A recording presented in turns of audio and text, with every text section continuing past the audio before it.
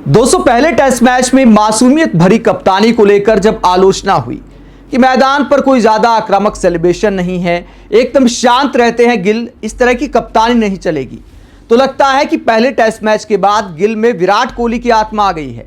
जब कोई गेंदबाज विकेट लेता है तो कोहली के अंदाज में ही सेलिब्रेट करते नजर आते हैं गिल, एकदम से आक्रामक सेलिब्रेशन।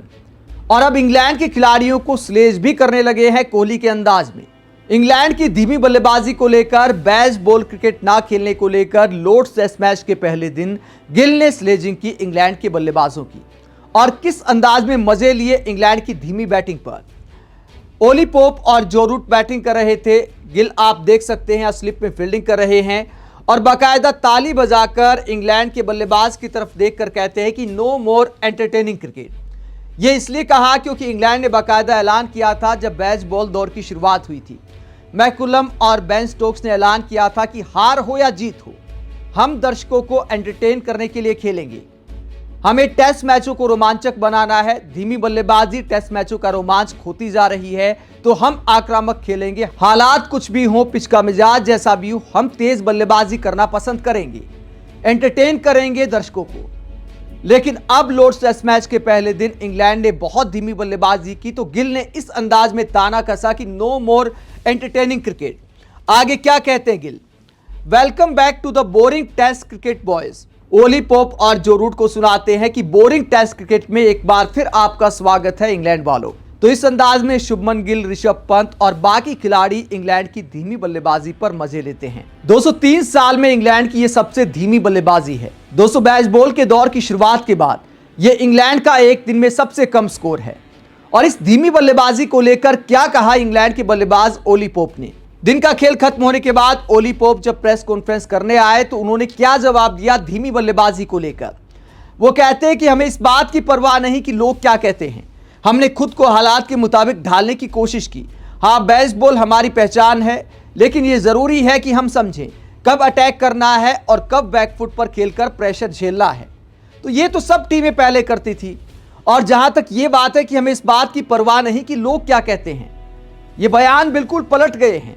पिछले कुछ सालों में इंग्लैंड की तरफ से कैसे बयान आए हैं कि हमें इस बात की परवाह नहीं कि मैच कहां जाएगा, हम हार जाएंगे या जीत जाएंगे, हमें आक्रामक खेलना है। अब कहते हैं कि हमें इस बात की परवाह नहीं कि लोग क्या कहते हैं, हालात के हिसाब से खेलना होता है। तो ये तो टेस्ट क्रिकेट का पुराना फॉर्मेट हो गया जो सभी टीमें खेलते आई हैं। इंग्लैंड वाले तो अलग बात करते थे, लेकिन अब पलट गए हैं।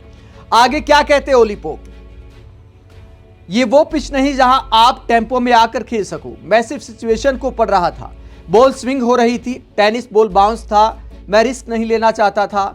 मैं सीख रहा हूं कि हर वक्त तेज खेलना जरूरी नहीं, हम सीख रहे हैं कि हर हालात में कैसे खेलना है। तो ओली पोप कहते हैं कि हम सीख रहे हैं कि हालात में कैसे खेलना है। और ये सुनकर मुझे वो विज्ञापन याद आ गया जो टीम इंडिया पर बनाया गया है कि इंग्लैंड में हम सीखने नहीं सिखाने आए हैं। तो वाकई इंग्लैंड को तो सिखा दिया। पहली बार इंग्लैंड की टीम ऐसे बैकफुट पर खेलती नजर आ रही है। हालांकि इंग्लैंड ने एक सम्मानजनक स्कोर बना लिया पहले दिन, लेकिन बैच बॉल कहां गया ये सुर्खियों में है, सबकी चर्चाओं में है कि इंग्लैंड की टीम आखिरकार डर क्यों गई। और यह कहा गया था कि डर के आगे जीत है, डर कर नहीं खेलेंगे। और यहां पर अब यह बयान दिए जा रहे हैं कि हम सीख रहे हैं कि हर हालात में कैसे खेलना है। तो वाकई शुभमन गिल और टीम इंडिया के खिलाड़ियों ने वो सिखा दिया जो पिछले 3 साल से इंग्लैंड की टीम सीखने को तैयार नहीं थी। आगे ओली पोप कहते हैं, कई बार आपको काउंटर अटैक करना पड़ता है ताकि गेंदबाज को हावी ना होने दिया जाए, लेकिन आज का दिन ऐसा था कि आपको टिकना ज्यादा जरूरी था। यह सीखने का हिस्सा है। तो टीम इंडिया वाकई सिखा रही है। सच कहूं तो समझ नहीं आया कि यह पिच कैसी है।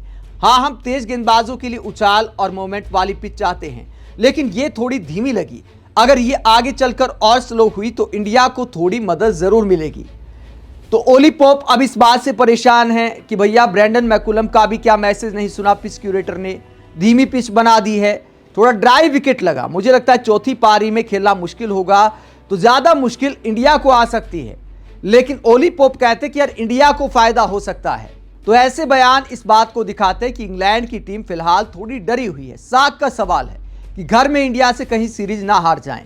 इसीलिए लॉर्ड्स टेस्ट मैच के पहले दिन इंग्लैंड ने इतनी स्लो बल्लेबाजी की और सेशन वाइज आप देखें तो किस तरह की बल्लेबाजी की। पहले सेशन में बनाए 25 ओवर में 83 रन, 3.3 की एवरेज से। तब लगा कि यार शुरुआत में पिच पे थोड़ा मॉइस्चर होगा, नई गेंद ज्यादा हरकत करती है तो थोड़ा हालात का सम्मान करना पड़ता है, लेकिन इंग्लैंड की टीम के बल्लेबाज हैं, आगे धागा जरूर खोलेंगे। लेकिन दूसरे सेशन में क्या होता है, दूसरे सेशन में इंग्लैंड की रन रेट और ज्यादा गिर जाती है। 24 ओवर की बल्लेबाजी होती है, रन बनते हैं कुल मिलाकर 70, 2.9 की एवरेज से। यानी पहले सेशन से काफी धीमी बल्लेबाजी की दूसरे सेशन में। लंच के बाद तो एक बार 1.5 की एवरेज से बैटिंग हो रही थी। शुरुआत के 8 ओवर में लंच के बाद 12 रन बनाए थे इंग्लैंड की टीम ने। ओली पोप और जो रूट बल्लेबाजी कर रहे थे।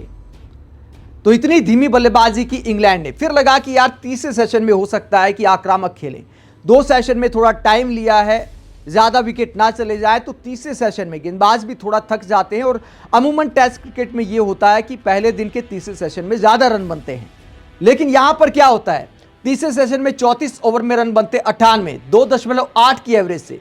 यानी हर सेशन के हिसाब से इंग्लैंड की रन रेट गिरती चली जाती है, जबकि उम्मीद यह थी कि ज्यादा बढ़ेगी रन रेट।